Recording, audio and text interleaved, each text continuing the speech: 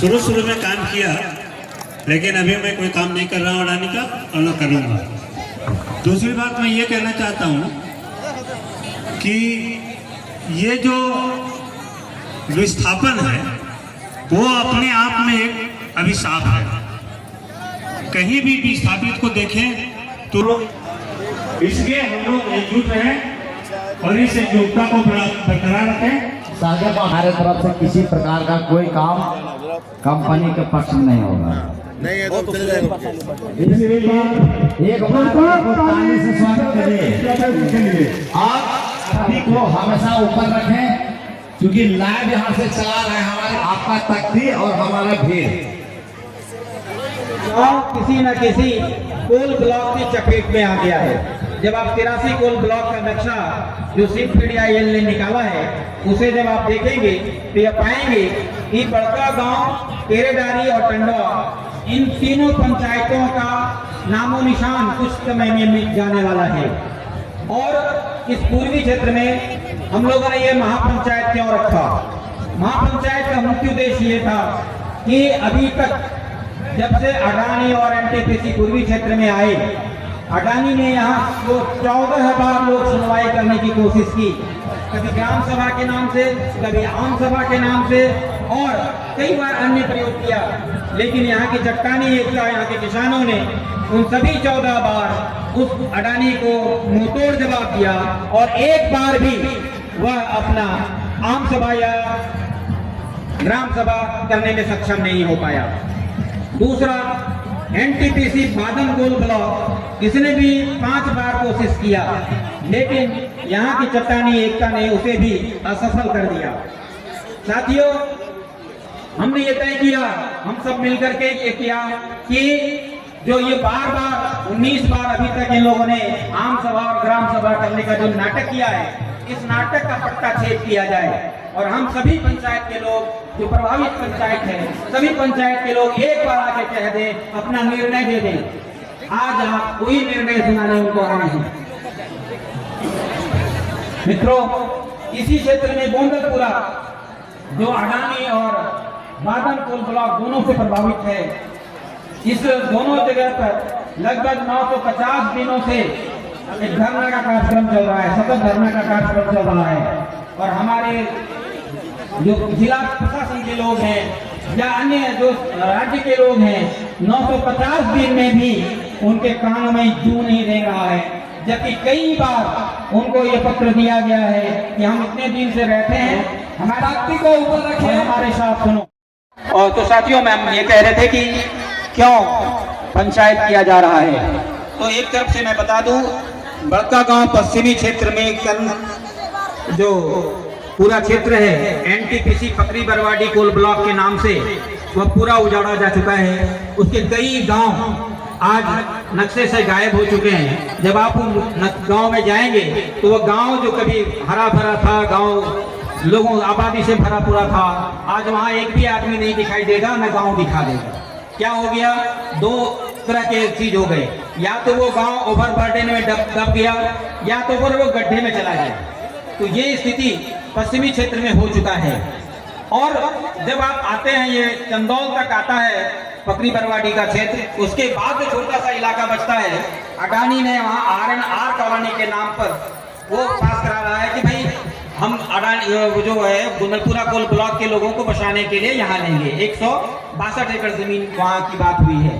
फिर वहाँ से जब आप आगे बढ़ते हैं, पूरब की तरफ बढ़ते हैं, तो 3 कोल ब्लॉक है, बादम नॉर्थ, बादम डीप और बादम कोल ब्लॉक। इस कोल ब्लॉक से पूरा बादम डीप से हरली का जो गंगा दोहर का ये मार्किंग है नदी, वहां तक चला जाता है। उसके बाद जब आप फिर बादम आते हैं तो बादम कोल ब्लॉक के ऊपर में JSW का मोतरा कोल ब्लॉक है। उसके बाद गोंदलपुरा कोल ब्लॉक है। गोंदलपुरा कोल ब्लॉक से लगा हुआ नीचे बाबूपारा कोल ब्लॉक है, और बाबूपारा कोल ब्लॉक जहाँ खत्म होता है वहाँ रोहने कोल ब्लॉक है, और रोहने कोल ब्लॉक के बाद जहाँ वो खत्म होता है वहाँ देवगढ़ का कोल ब्लॉक है, वहाँ 3 कोल ब्लॉक है। उसके बाद आप केरेडारी घुस जाते हैं, वहाँ बुंडू कोल ब्लॉक है। फिर केरेडारी के बाद जब आगे आते हैं तो आम्रपाली और ये तमाम सीसीएल के कोल ब्लॉक हैं। इस तरीके से ये पूरा का पूरा इलाका इस कोल ब्लॉक के चपेट में आ रहा है और हम सभी इस बढ़िया जो बहुफसली खेती वाला जो जमीन है, इस जमीन को छोड़ना नहीं चाहते और उनका हासिल देख चुके हैं। उन लोगों ने कहा क्या किया है, हमारे साथी कभी सभी जगह से आए हुए हैं, वो अपनी अपनी बात अपनी व्यथा आपके बीच में रखेंगे।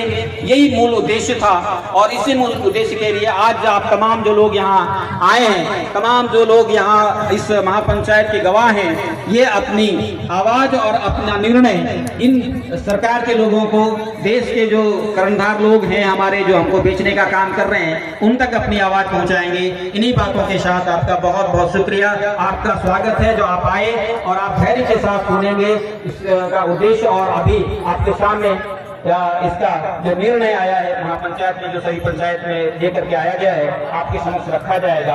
बहुत बहुत धन्यवाद। जय हिंद। बहुत बहुत धन्यवाद डॉक्टर मिथिलेश गांधी जी को। जिस प्रकार से किसान आंदोलन दिल्ली में चला और वो किसान आंदोलन में सक्सेस रहे, उसके मुख्य सचिव हमारे मंच में उपस्थित हैं। मैं नाम लेना चाहता हूं, राजकुमार भारत जी को। वो मंच पे आएंगे और एक बार जोरदार ताली से बधाई देंगे, जो किसान आंदोलन नई दिल्ली में और उसके मुख्य सचिव रहे हैं, अभी भी हैं। धन्यवाद। पानी पीने का अगर किसी का आवश्यकता होगा तो देखिए सामने 2 टैंकर लगा हुआ है। आंदोलन के सभी नेतागण, दूर दूर से आए हुए पत्रकार बंधुओं और मेरे किसान मजदूर बहनों और भाइयों और बेटे और बेटियों, देश की एक उपजाऊ जमीन को बेचना चाहता है अडानी अंबानी जैसे मल्टीनेशनल कॉर्पोरेट घरानों के पास। एक बात समझ लीजिए आप कि हमारे बीच में वो राजनीतिक दलाल आएंगे, पहचानना होगा उनको। वो यहाँ से मंच से भी बोलेंगे आपके बीच में। आपको सचेत रहते हुए एक एक बहन भाई मेरे बेटे बेटी को ये सोच करता है, जो हमारी जमीन का सौदा करेगा उसके साथ हम वही व्यवहार करेंगे। यही ग्राम स्वराज है, जिस ग्राम स्वराज की बात नहीं कर रहे। हमने पूछा उससे कि गांव को तीसरी सरकार का दर्जा क्यों नहीं आज तक दिया। मैं तमाम पॉलिटिकल पार्टियों से पूछना चाहता हूँ। इसके लिए सूरी मैं कहता हूं और अनिल मिश्रा जी से मेरा आग्रह है कि आप आकर के हमारे आंदोलनकारी को माला पहनाएं और इनका मनोबल को बढ़ाने का काम करें। और हम ये आंदोलनकारियों के और हमारे सुश्री अम्बा प्रसाद से मेरा आग्रह है कि हमारे बालदेव साहब जी हैं, इनको माला देकर के स्वागत करें और इन आंदोलनकारियों को एक बार तालियों से स्वागत करें पूरे सभा। चलिए बहुत बहुत धन्यवाद। शासन के द्वारा कंपनियों की मिली भगत से उनके चाटुकारी का लक्ष्य देते हुए उन्होंने जो जब लिखते हैं अज्ञात 400, अज्ञात 500, अज्ञात 900, इन कार्य को बंद करने में आप लोगों की हम लोग जिम्मेवारी देते हैं कि आप लोग इस सरकार तक पहुंचावें कि हमारे ऊपर अत्याचारी बंद करे, हमारे जमीन के लिए जबरन हम लोग पर मांग कर्ज जो कर रहा है इसे बंद करें। अगर आप दुकान खोले हैं तो खरीदने वाला जाएगा और जमीन बेचने वाला भी आपके पास जाएगा, लेकिन बिचौलिया के माध्यम से, प्रशासन के माध्यम से हम लोगों के ऊपर जो कर्ज किया जाता है उससे निजात दिलाने में आप लोग मदद करेंगे। हमारे ये जो विकास जी है, इनके ऊपर आज के डेट में 27 केस हो चुका है जमीन बचाव के लेकर के।